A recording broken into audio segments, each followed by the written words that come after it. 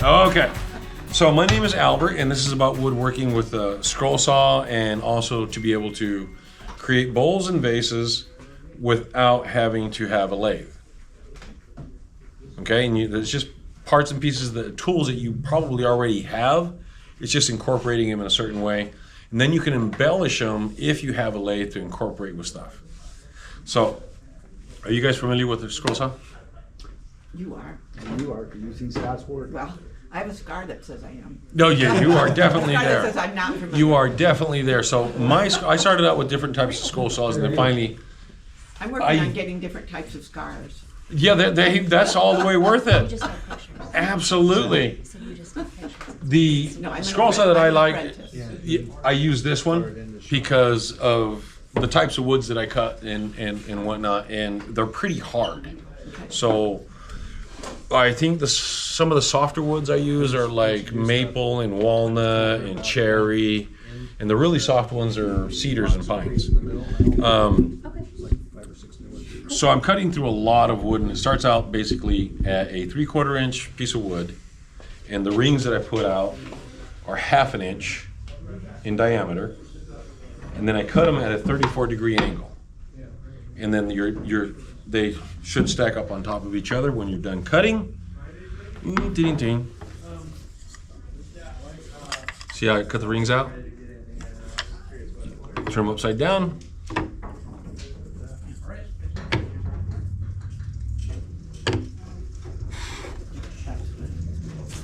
You glue them together in a press that you can make very, very easily, and they line up really, really nice.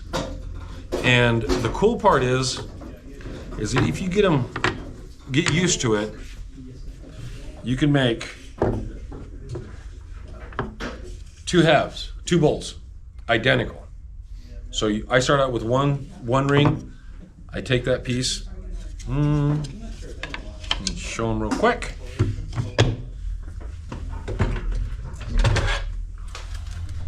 Yeah. So I put it on this little thing here that I made.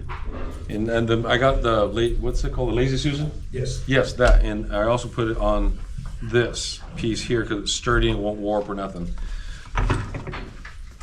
So I normally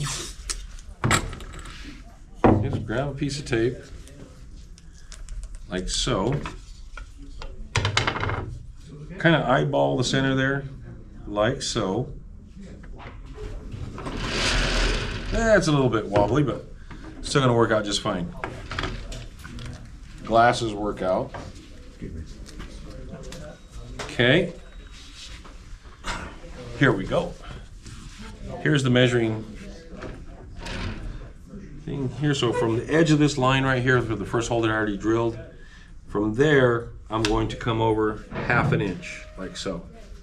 I've already got the center part here, but because it was just an oblong shape, I just did the compass on it, and it turned out. Do you always do 1/2 inch then, or is it For this cut, yes. Okay. For this cut, yes. On a 34-degree angle with 3/4 of an inch stock. How did you decide 34-degree angle? Because some really good engineer figured it out on a book. Oh, okay. So that's the magic number. That's the magic number. Okay. Okay, and when they say 3/4 of an inch, they mean right in between the lines, not on the lines or just outside of it. That's They why mean the thickness matters. yes. And for those of you who are good at math, which I am not, and those of you who are good at following directions, this means you women, not men, because we never follow jack. Women do, like recipes and stuff. Here's your multiplication tables, straight up and simple. You get this book, it's pretty self-explanatory, because when I read this book, it blew my mind. I was like, hey, I can make a bowl. I don't have a lathe, but I can make a bowl. And so from there, it started growing, and then look at what you can make. Wow. Look at that. From a scroll saw. From a scroll saw. Wow. And then when you're a little bit farther on down in the demonstration, I'll show you what else you can do with a scroll saw. It's positive. They're segmenting and whatnot. So I've been able to do flat work, which is what they call boxes, tables, all that kind of stuff. That's called flat work. Scroll saw work, which has its own category, and lathe work, which has its own. I incorporated all three.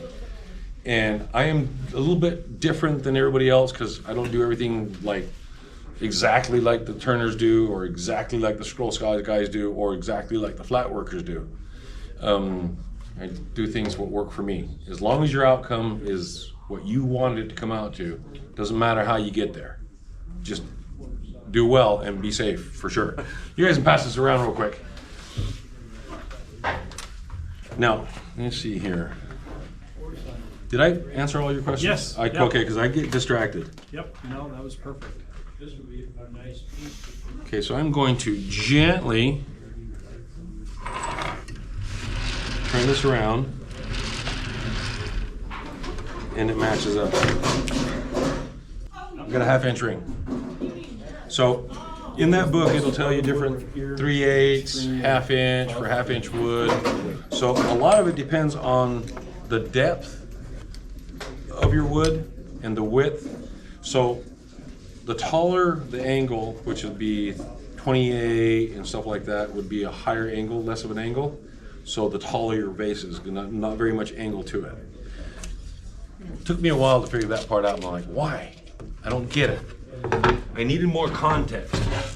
So when I needed more context, I had to come here. They were able to really, really dumb it down for me, so I was able to understand it. I'm still in the process of, you know that thing? Yeah, oh yeah, we know what you're talking about. Every once in a while I get a look and they look at each other, what's he talking about? So I use a pointy thing, Center punch. center punch. And I'll just mark it right here to give me a little reference. So you can push it in hard if you want, or just soft. Some of the harder woods, you know, you're really going to want to mark it. And this is it's called a jig, and it's cut at a 34-degree angle. And this is just to give me a guide, a reference at the angle of my drill bit.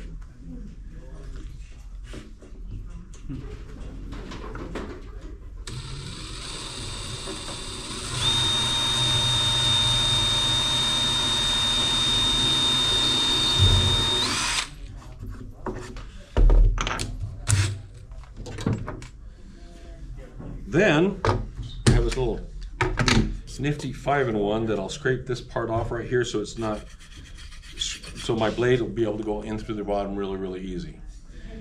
This is already on an angle, so I'm going to turn this, which is already squared up to the blade of the table and everything. I'm going to turn this to at a 34-degree angle. 35, 34.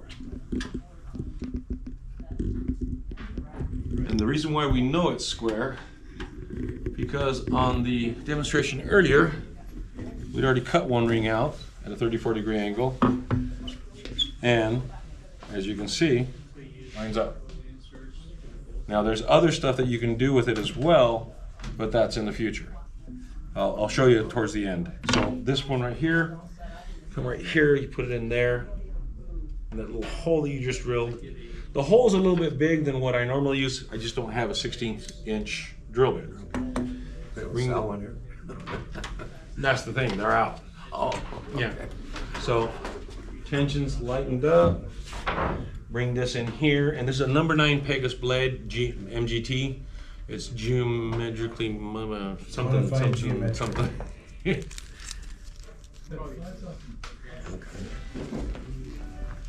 So that's pretty nice with that scroll saw, the way that whole mechanism tilts. Oh versus yeah, the table. absolutely. Because like my Absolutely. scroll saw at home, the table tilts. Right. And then Yeah, if that, and if you're you going have like to cut this. with that, that's Yeah. like, Yeah. that's a tough thing to And do. a lot of people like their scroll saw tilted up towards them. I don't. My table saw, my scroll saw is mounted to my workbench, and it sits right here, and I have a full-size chair in the background, and the dust collection port down here. Not here. What I found with this one for me, because I put packaging tape on the back side of the stock that I use to lubricate the blade. is petroleum based, and it actually lubricates the blade so you don't burn your blade up or the wood. Because some woods really stink bad when they heat up. Aromatic cedar smells really, really good. So do that, and then tighten it up, bring it here, and then the tension is kind of like a piano spring. You know, when your strings, when you're tuning them. It's all about ear. There's really no, as far as how tight to get it, you got to have the right pitch for it as far as tension and everything. And right back here is a little bit, tighten them up just a little bit more. That's what I'm hearing. It would be a little bit higher, but you have the wood helping out here muffling. Any special type of teeth? Yes, they are a very special type of teeth. They're a little bit more, for me, they want to eat more wood than the normal teeth. So I had the normal blades. The number 9s work really, really well and go through a lot of wood. There's a lot of teeth then, you mean? No, there's not a whole lot. It's just the way they're made. Number 7s is what I do for the chest pieces. All those chest pieces I did on a scroll saw. Albert, are you using the reverse tooth ones? Yeah, So the Okay, bottom so the two like- teeth have the reverse. this way and this way. Ah, okay. So the teeth come down one way and then they go up the other way, the last 4 or 5 teeth. So it kind of really helps out to make a really nice, crisp, clean cut. And here, oh yeah. Yeah, this is it right here. These blades right here. Okay. Show you an example. Here's a chest piece that I cut out that didn't cut the mustard for me. So, no sanding whatsoever, straight out of the block. Okay? And pass that around. And that's with a number 7 blade. Here's the blades. Go ahead and pass those around real quick. So what happens if you back up? I mean, is it gonna cut? Sometimes you have to back up a little bit and then you go turn. You mean turning around? Yeah. Oh, okay. Well, So- for the chest pieces, there's a certain way to go about that, and there's other tricks and parts that go to it. But we're going to cut out a ring first, and we're going to show everybody how it stacks up. This one's at a 34-degree angle with a 1/2-inch ring. Other ones will be at a 27-degree angle with a 3/8 ring going around. And if you're good with printers and stuff, you can print it out and just use this glue. I will use this on the top, spray it with this glue that I use. This is what I use for my chest pieces, and then put my pattern on top. No big deal. Most of the people that do scroll saw bowls, they're kind of small. The stuff that I'm doing is like supersized, and the vases and whatnot. So you can see there, I use Purple Heart and whatnot. So it gets going. So when you're cutting these, you're going to want a pair of gloves that kind of help grip a little bit, because this gets a little bit of sawdust on here, and this right here, when I'm done cutting this ring and take it out, it's going to be really sharp. So you want to get a foot pedal as well. This is kind of hard. I started out like this with the button here, and it just starts activating. So hold on to your piece, because you've got teeth inside inside your cavity, the hole there. You're going to hold on to it. When you have the foot pedal, both your hands are here. And because we've already cut one out, these edges are really, really sharp. And the harder the wood that you use, the sharper this becomes. And you will get cuts and have Band-Aids and Neosporin close by and everything. And there are some woods that are toxic in case you do get a sliver.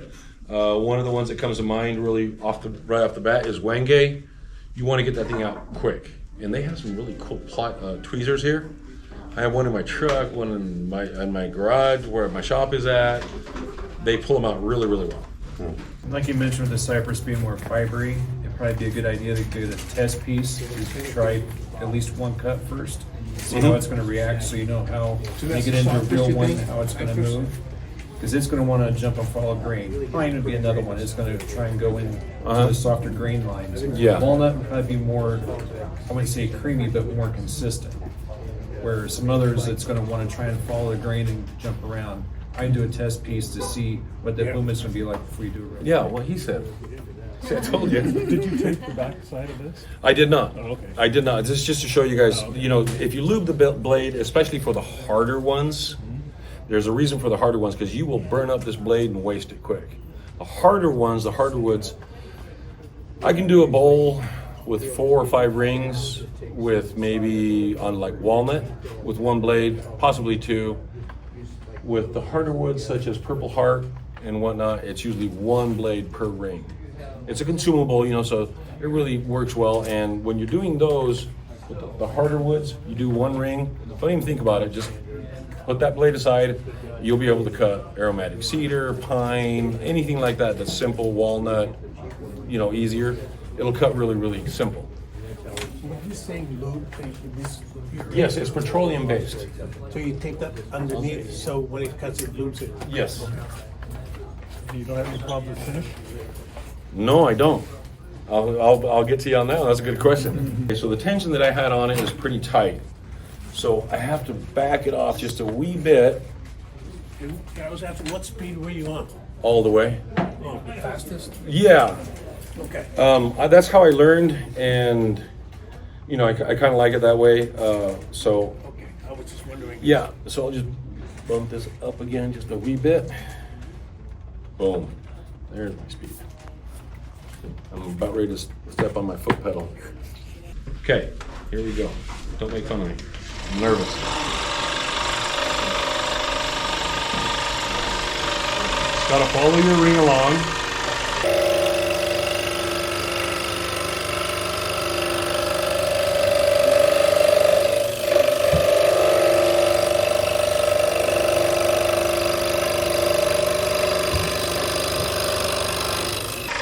Yeah, make sure you keep your fingers away from the blade because they will cut. Take your time, don't push it. You guys hear the difference in the blade? That's the long grain. Going with the grain. It becomes a little bit more difficult. So I'm turning and pushing at the same time.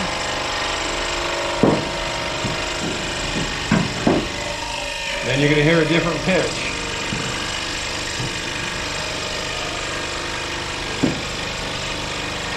Sometimes it's really, really loud, sometimes it's not.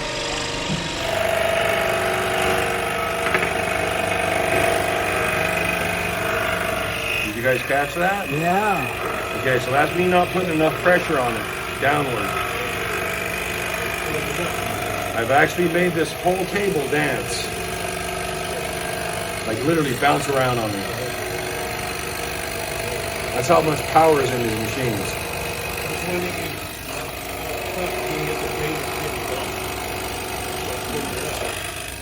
No, no, it's not that at all. It's me not putting enough pressure on it. Come on. No, that means that just where your hand is at, it's just catching the blade wrong. What works best for you? Do you cut on the line or next to the line or? I want to try to get on the line, Okay. right? Split that right down the middle, Okay. and that is usually like that concept of aim small, miss small. But you don't really sand these, right? I do. Oh, you sand them still? So see how that fits on there, nice and neat.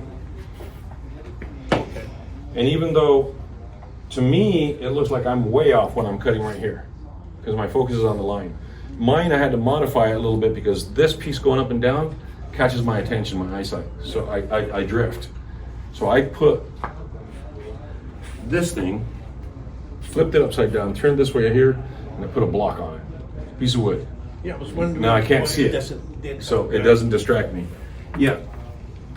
So you can see, you can feel that it's not too bad. So as you start cutting rings, depending on the height that you want to get to, most bowls that are manageable, you have 4 rings plus your base. And those are pretty tall. This one only has 3. The aromatic cedar one down there has 1, 2, 3 as well. Just depending on how big you want it to be. Now the beauty of being able to do by using a compass is how big you want to do it. How big is your press?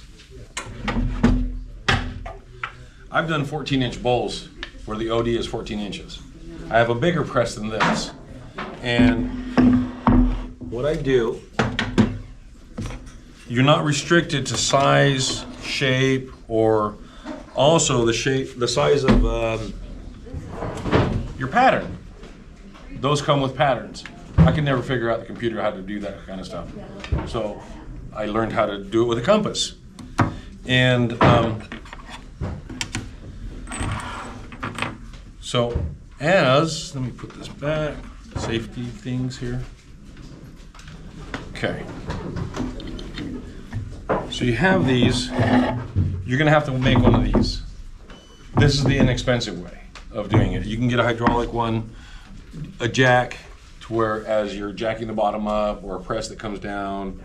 Most of the wood turners use the press that comes down because they're doing a lot of segmenting, which involves a lot of different cuts, programming and whatnot. They're really good. I'm not there yet, but I can do a lot of stuff that they can't do. So here's my press. It's all homemade.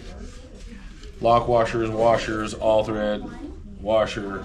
So it helps keep the pressure down. So what I do is, where'd that piece go? Oh, I'll make sure it lines up with the wood grain first. I make that for sure.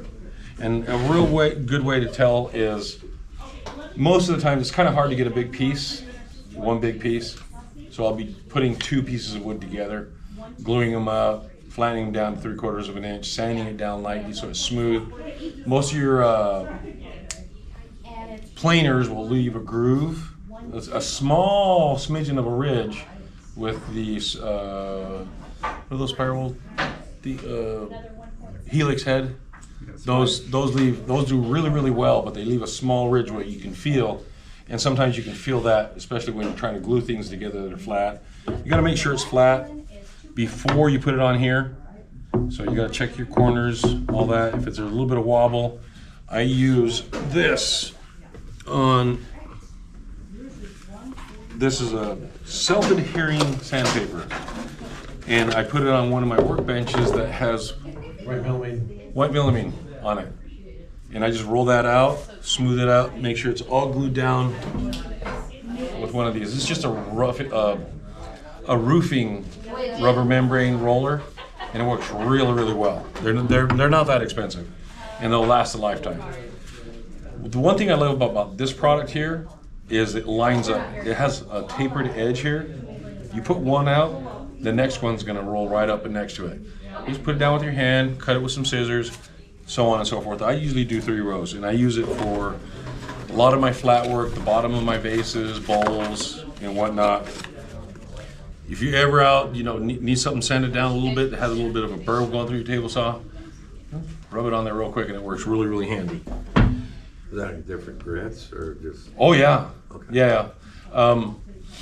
I have 80 grit that lasts me for a month or so at a time every time I put it down, because it's so many different spots. I use about this much of my workbench, 3 rows deep, and I just go from different spots and do that.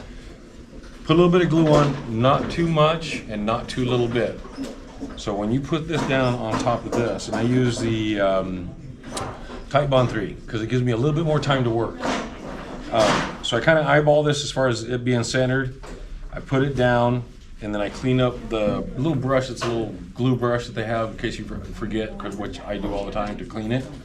You grab that, go to your sink, wash it off, wait a few minutes, and then remember when you make this and you drill them all through here.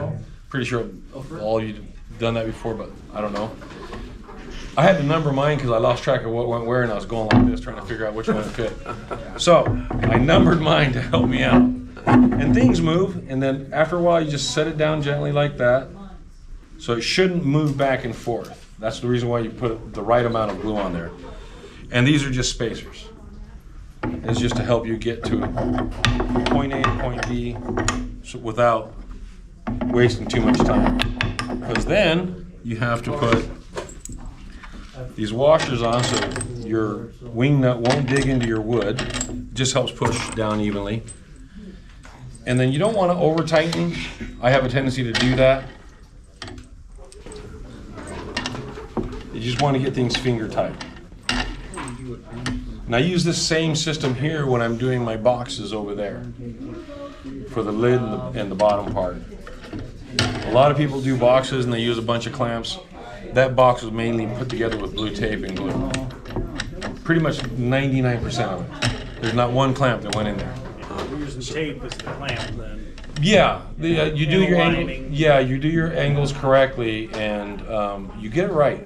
You know, I use that table saw right over there, and it's the lower end model of the saw stops, but it's fantastic. It gets up on wheels. I'm limited for room. Put it away, easy peasy. It's safe too. So I just come down here and I start moving one side like this, go back and forth until it starts feeling a little bit snug, and you'll get a little bit of squeeze out. My finger tight's a little bit more. You see starting to bow right here? That's pretty tight. You know, if you were to put your hand in there, it's pretty tight. But you forget that sometimes, and you just keep going and going and going. So after about, I don't know, what is it, 6 hours, you can actually work with it. I usually leave mine overnight. And when you're putting the bottom part of the bowl on, same process, but it's all sanded on the inside, which I left this undone because I'm in the middle of this one. This is Chichen, and this is Wenge. This is from Africa, and this is from southern Mexico. And do you want me to turn on this thing? No, I'm good. So anyways, these are very much hard woods, so you gotta really take your time. This is already sanded on the inside, down to 80 grit. I use that spindle sander over there because it is the table tilts. And I just gently have it coming along like this, and I all this was on the inside. All of it. It looked the same. And I over tightened it so you can see it's like a 16th out. I over tightened it because you just forget. And you'd figure after so many you'd remember that, but it doesn't work. So what I did was I started out making my compass circle. So I made 2 outer rings identical on 2 different pieces of wood. Same size, so they match up. Now as soon as I did that, I was able to start making my 1/2-inch rings. First one, then the other. And then this part right here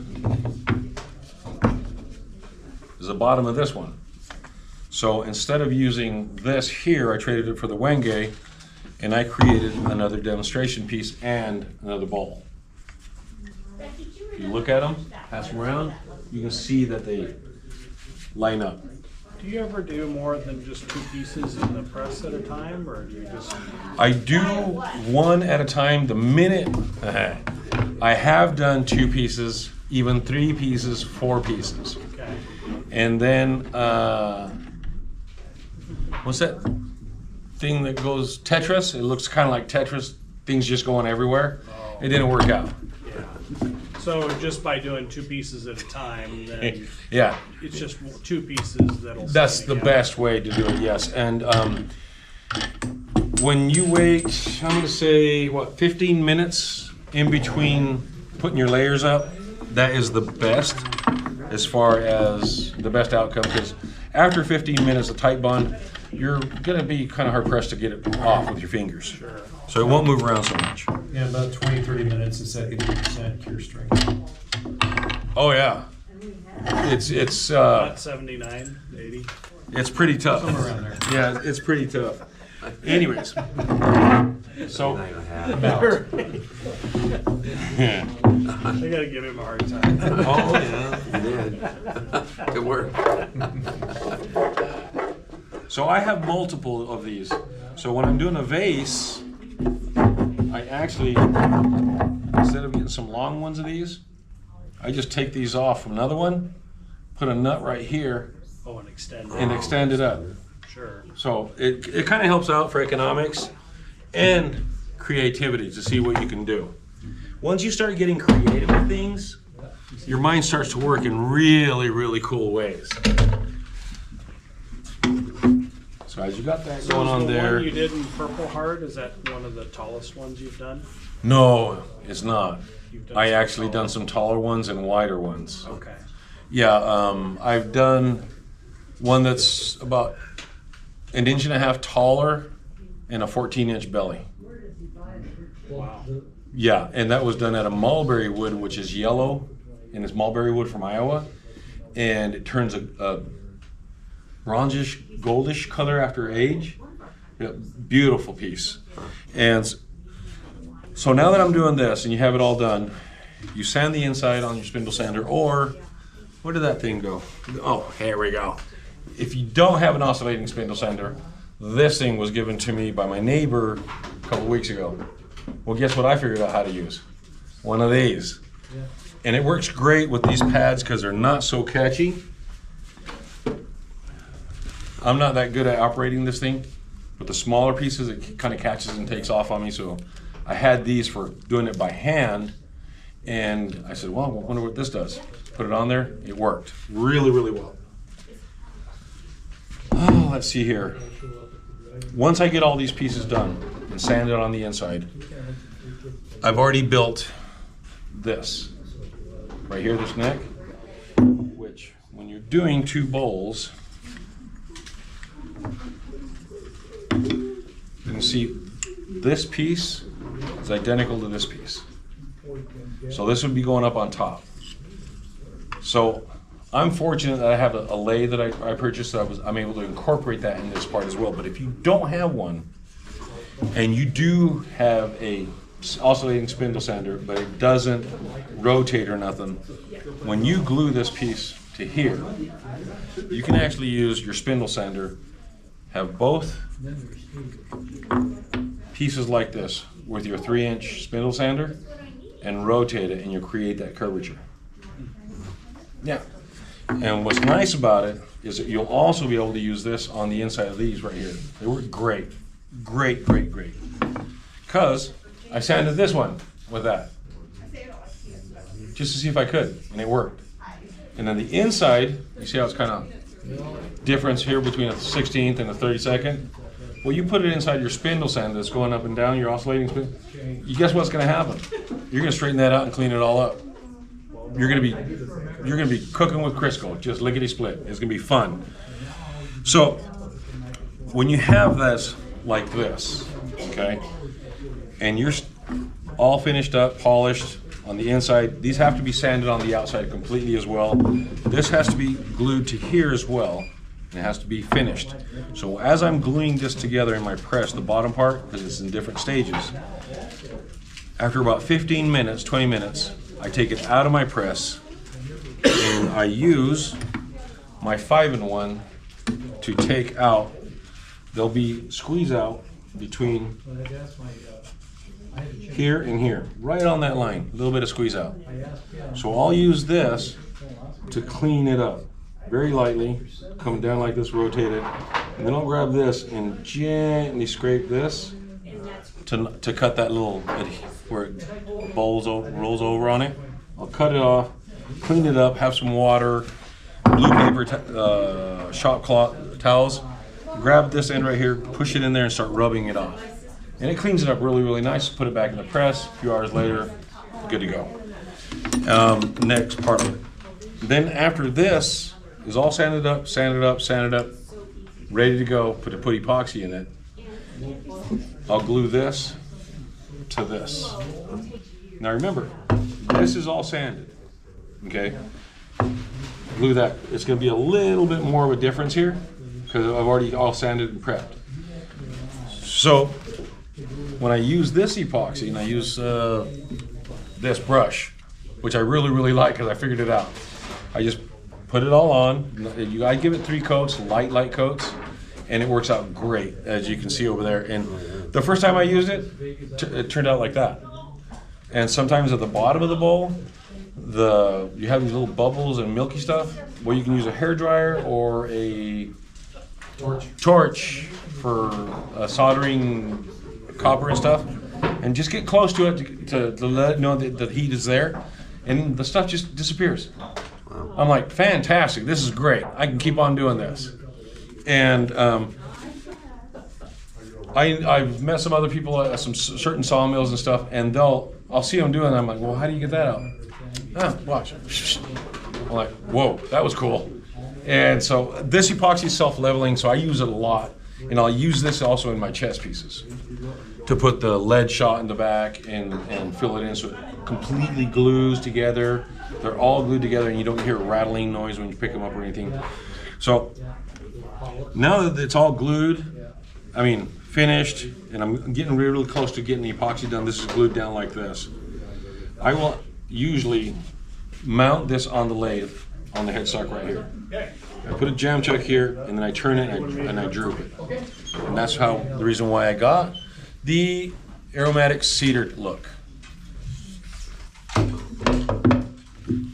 So I only turned the back part right here because of this texturing. This is the telltale sign giveaway that the only way to get this is with the texturing tool. And I didn't put one on top here for a reason, because it was just way too much going on and it would add to something that didn't need to be there. But as you can see, the angle and then the angle going up kind of helped out. But you can get the same angle right here without using a lathe on a spindle sander. So when I'm sanding the outside, I use the Rikon sander right over there, the belt sander. And it does really, really well because the round discus part of it that has a little table that moves up and down for angle grinding, I took that off and I put it on the long portion of it. And guess what matches up to those angles when I rotate it down? This part right here, this exposure right here. And that allows me to sand it down to where I want it. And then I finish polishing up everything with one of these. And I create this form. And then it comes down, because when you're using the belt sander, it creates a lot of little lines because you're getting rid of all that, kind of straighten things out. Now remember, you're only doing max in certain areas, a little over a 30-second of difference between all these rings. So you just be gentle with it and take your time, have a cup of coffee, do your thing, and it works out great. So when I stack this up, like so, right? Get all the finish, which I use the bowl finish, which is on the outside of all these right here. These are the products that I've learned from here. And these work out great, and I apply this by hand with a flour sack cloth. That's the full name of it. It's just white for me, a white bag I go get at Tyson's.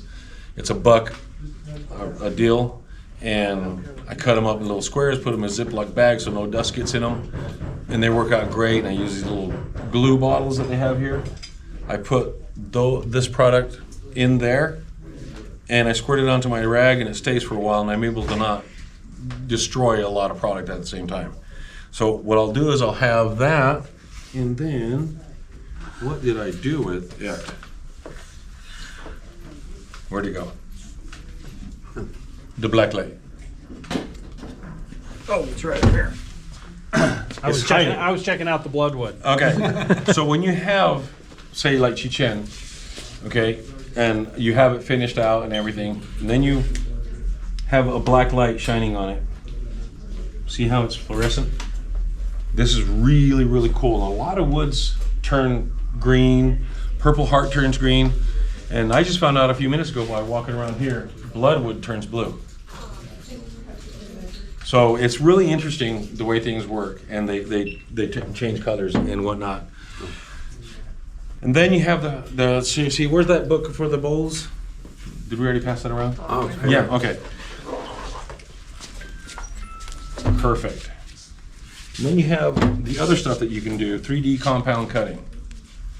Once I got used to this and the feel for this, understanding the wood grain, how it's going to affect on the blade. So you're going to have the top of the blade and the bottom of the blade going like this with the wood grain. Eventually you'll start to feel that because you'll feel a lag. So if you hesitate for about a second or a little bit more, you let the back end catch up. And as I'm turning this way. See how the blade's coming this way? I'm trying to hold it as even as possible.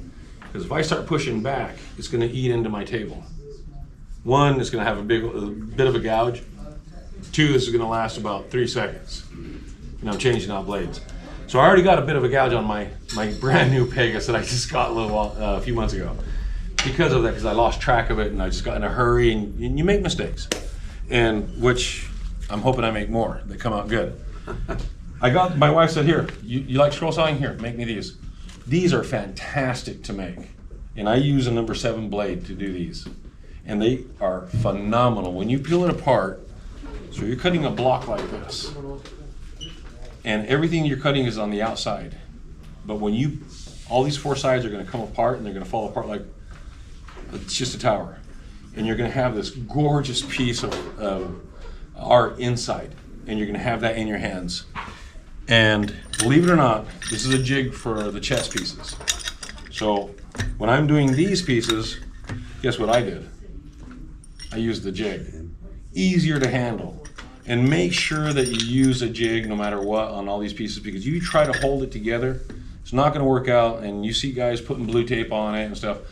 It didn't work for me.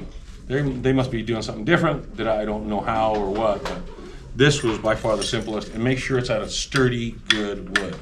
I have some made out of plywood, and I had a buddy of mine, my next door neighbor, do it out of CNC, so everything was perfect.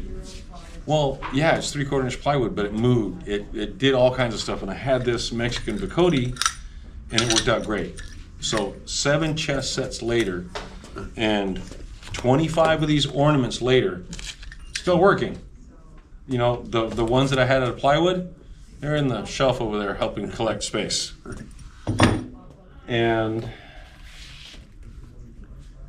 as you can see, when you do this kind of stuff, we have that red bacon Paduke vase. I took 2nd place in the Iowa State Fair, which is really, really cool. I barely started 3 years ago woodworking, period. So as soon as I started woodworking, scroll sawing and whatnot, I would come in here. I still come in here quite often. And I would come in here almost on every 2 days or something like that, asking questions, asking this, do I do this? Because I kept progressing. I'm still learning a whole lot, and I hope I never stop learning because it's way too cool. Then I started going to chess pieces, which I had bought this book a long time ago, and it was on my woodworking shelf the first day I thought about woodworking. I thought these were cool. And it gives you step by step on how to build every single thing. When they and once again, when they say 1.5 inches, they mean inside the lines, not on the lines or just outside, a hair outside of the lines. So I do have some demonstrations here. Pass these around. These didn't make the cut for the finished product. They had too much fretwork to do, and it was gonna take me too much time to try to save one piece. So I use those as a reminder when I'm sitting there having my coffee in my rocking chair. Don't do that. Don't do that. So I usually use these little handy dandy things for fretwork. I just put this sandpaper on the back, which is great for that, and it gets into really, really tight places. If you have round fretwork that you have to do, you make your own dowel, your own jig, guess what? You line that. With this, you follow that. It's really, really easy. You can put pressure on it, and it works really, really well for me. Those are extremely good for me for my chess pieces. Look pretty good to me. Thank you. Now, I did take 3rd place in the Iowa State Fair for the chess pieces. A good friend of mine, Lauren, he made the board with his CNC work, which is very, very creative. Yeah. And so we were trying to figure out a good chess board that would be worthy of the chess pieces. How long did that take to CNC out? It took about 28 hours to CNC that. Wow. Do this by hand. Just the CNC. No, it's a Laser. Chess pieces were by hand on the scroll saw. No, I mean this work. The chessboard is on a CNC. Okay, that's what I thought. he did all the finishing with Armor Seal. And the reason why I like Armor Seal is because it's extremely durable and lasts a long, long time. And it's not like absorbently expensive, you know, you just learn how to use it and it works well. Here's a question, what kind of wood? Walnut. Solid walnut and solid cherry. Now you're going through 1.5 inches of material. What's your preference on blades for size of material? Oh, for more intricate work, I use 7s and 9s. I use 7s for the MGTs, the Pegasus ones, for these, because I like the way they cut and they're kind of a stronger blade. And I tighten mine up a little bit more than most people do because I don't like the lag and the deflection it gives as much.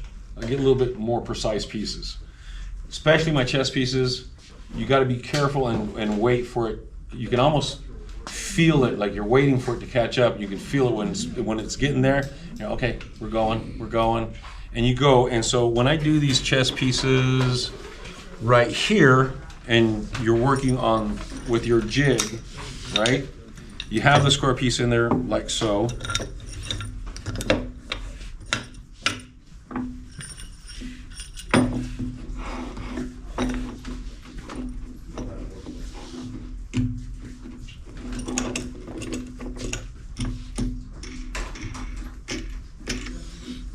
You have them like so. Yeah, that's pretty good. It's a flat table. It's flat down here, so as you're going through it, remember that it's got to go from here to here at the same time and do radiuses. So when you're looking at this right here like this, it's like this. So you're cutting this side first. You're coming in here with your saw blade. And number 7, because the number 9, there's not enough pattern to give you that nice little cut return. You got to come in, back out, flip the whole piece around, come back in, and go around that radius. And be gentle when you go around that radius, nice and slow. Instead of doing it on a dime and taking, what, a second? Take longer than a second to go around it. Slow down, just like ease into it. You're gonna, instead of coming back in, okay, and then going around it real quick, just ease into it. Just go into it, nice and gentle and smooth, and you'll come around. You create your radius right here, and then you come to a straightaway. Stop. Literally stop. Give it a second. You know, look up, refocus, and then go forward. What allows that blade to do, instead of being back like this and cutting in, you get the right profile. See how this profile is right here? You get them the right size. All the way around. Makes it, that's what you're looking for. Because I got really, really lucky. The judge put me at 3rd. That means I stopped. And I waited for that back end of the blade to catch up. And that's why I have those radiuses. You guys think this is great, which I really appreciate the affirmation. But when you start looking at it and you start getting in there and all the little fretwork and everything, you look at this piece right here. This radius here is sharper than this one. So you start looking at little small things like that. You can really start telling the difference. Just to give you an idea, I didn't know how to price those. I looked online. A guy on Etsy had them. Are you sitting down? Buckle up, kids. $7,800. Okay. I'm like, well, I can let mine go for 4 or 5, no problem. So I did that, but they do take a long, long time. It's your wood. You got to make sure it's acclimated to everything. And then as you start learning about wood, it really, really helps out to make sure it's acclimated to where you're at. And never stop asking questions. And listen to other people as well, because they'll give you tricks you never thought. The young lady that took 2nd and 3rd in scroll sawing in the state fair, I met her at the woodworkers meeting on Thursday, and she tried chest pieces. She said it was a disaster. Didn't know how. I said, okay, so what'd you use? She goes, I used the number 5. And I said, you don't have enough And I go, did you file the backside of your blade? And she goes, what? She'd been doing it for 13 years. I said, did you file down the backside of your blade? She goes, no. I said, because if you create your blade, this is your blade, it has 2 square ends. If you file it down and create that nice little radius, just no more sharp edge, as you're turning 1.5 inches, it's not bouncing, it's following the radius nice and easy. So that really, really helps out quite a bit. Okay, so I was going to show you something else. It's going to be very, very cool. So, here it is. You guys remember this design right here? Okay, so here's the next stage of my evolution. This is usually a waist piece. Let's just say hypothetically, you have a scallop design on the back of this, and you drew your half-inch line right, your first line here. So this fits right up on top of here perfectly. With this piece, you can actually cut it out at a 90-degree because you already have your angle here. It's going to match up here. You can actually mount that piece before you, if you have a lathe, if you have one, to your lathe like that, and turn the outside and the inside with this to match your bottom piece here, because you're going to be good to go. And then you'll get a droop. Now, most guys haven't done this, the people that do scroll saw work or wood turning. They're segmenting stuff. Mine's a little bit different and unique. So that's the next stage, and it's going to look fantastic. Okay, so what kind of questions we got? I think we covered everything. How did you do the blue? Oh, that is stone. That is lapis stone. Real lapis stone. I should have brought a big piece with me because I get most of my stuff out of Pacific Beads out of California. And it's over there in Mission by Mira Mesa. And I get all of it from there. So, you guys familiar with the mortise and pestle type idea, concept? Well, you have to get the stone and crush it down like that. But I use a hammer, and when I hit it, I really hit it hard. Like Are you angry? I'm angry, yeah. Like I'm angry, yeah. Yeah, okay, so I do that, but you have a container that I put it in. I have a metal container with no paint, stainless steel. And I hit it with a 2-pound hammerhead inside, and I hit the hammer hard. And concrete floors work really well, but it's kind of hard on the knees, so I just got a vise with an anvil type deal there, and I just move it around and do it like that. And then I use flour sifters, those strainers. I have 2 to 3 sizes, depending on what I'm doing. If I have a bigger cavity than this, and it's flat, I can use a bigger size granule that it'll go through. Okay, it's like you will want to reach a certain size. And you can get some of that stuff when you have smaller cavities to fill. You grab the same product that you use because they're going to be a little bit finer in there, and it sifts out with a smaller strainer. It sifts out all the bigger chunks. So you can have different types there. It does take time. It takes quite a bit of time, and this is only CA glue. And then what I learned, and it's going to be in the future here, is while I'm doing all this stuff, this is only to like 320, 400 and stuff, because that's all I realized. But as I was doing the other day, doing a pen, I was inlaying stone into it. I was the sulfur, and you know that little container that's wet sanding that has the little square sponges. You guys have them here. I figured, you know what? I'm just gonna try it. What the heck? Wet sanding on a piece of wood. And I tried it, and oh my, the application of the way it worked out, because it sanded down and it polished my stone and the wood to such a fine part where the particles that the finish took better. And I was like, oh, this is changing everything. Like, this is really, really changing everything. So these look great. Wait till I start doing a little bit more, you know, and it doesn't take that long, because most of this shape right here, most of the shape from here down, not just right up to the edge of that, was done with that. This sander right here. This marker sander right here.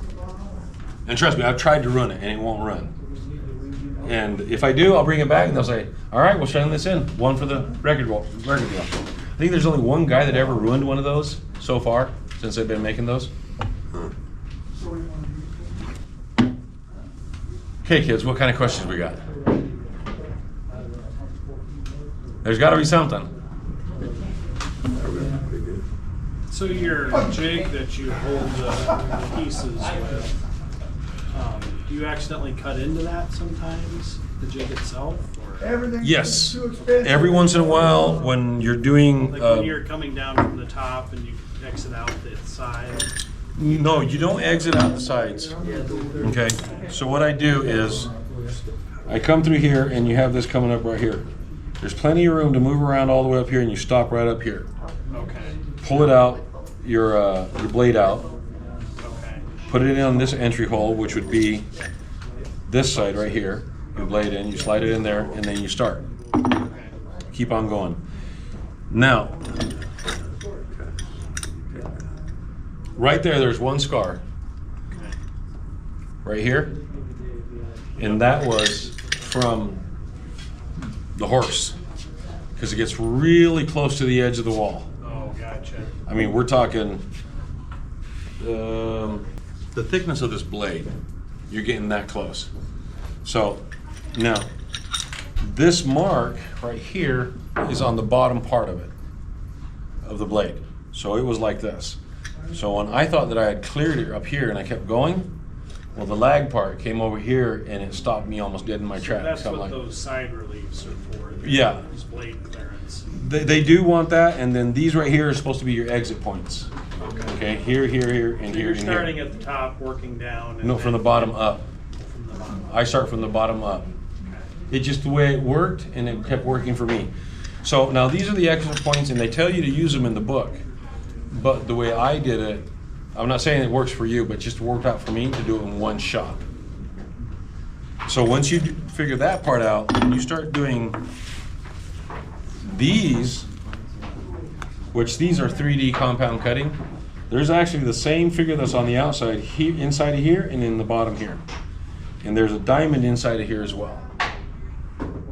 It's fantastic the way it looks. And the ones that I did, when you're doing scroll saw work, thicker work like this, pine doesn't work out very well. Poplar does not work out very well. I would start from walnut and cherry up.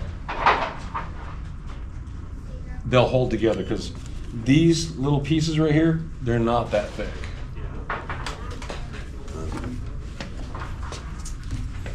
Okay, how many questions? Cool. Very cool. Nice job. Well, thank you. Oh, you can also do platters. Trays? Yeah, I saw the tray there. Yeah. Yeah, Same wow. concept. Same Same concept. ring cut. This is zebra wood. Just a tray, same concept. Cut one ring out, put it on there. This is a compass.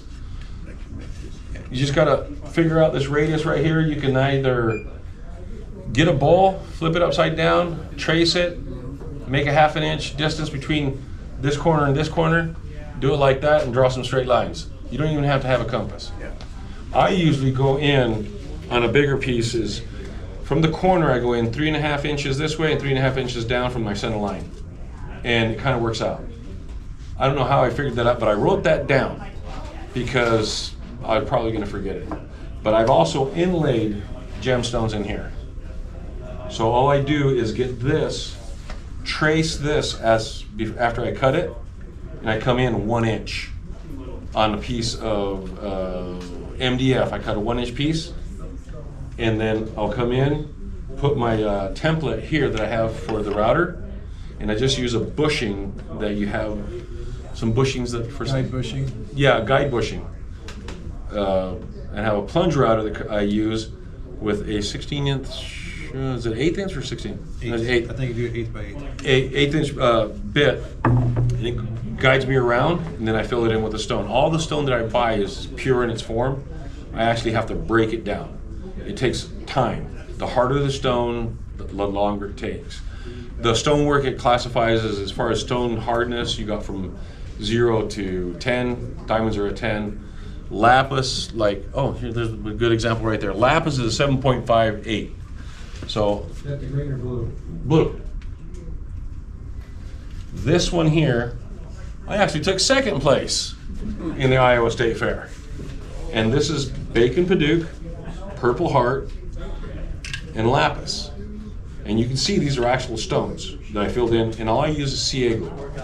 The finish on this, it depends on each piece of wood as well as how many coats I give it. I give it a minimum of 3 coats. And I use the bowl finish down here.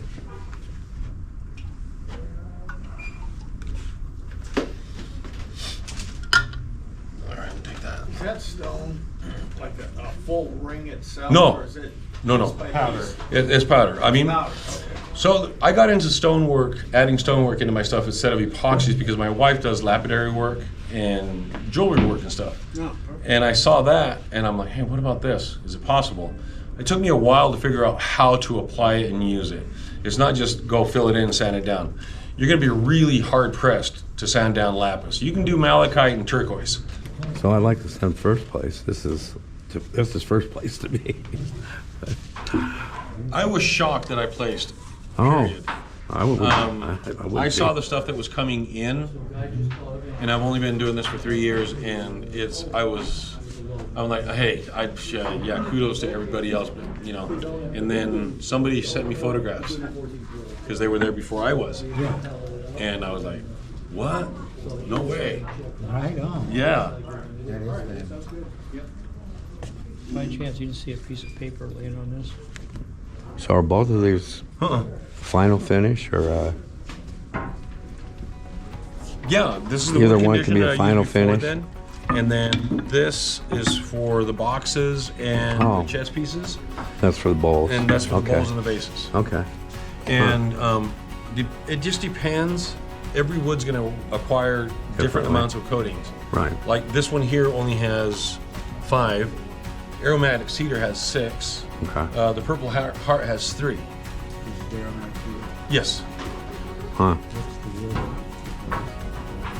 Aromatic cedar. Well. Yeah. It's pretty stuff. Yeah, it is. Just being aromatic cedar. Yeah.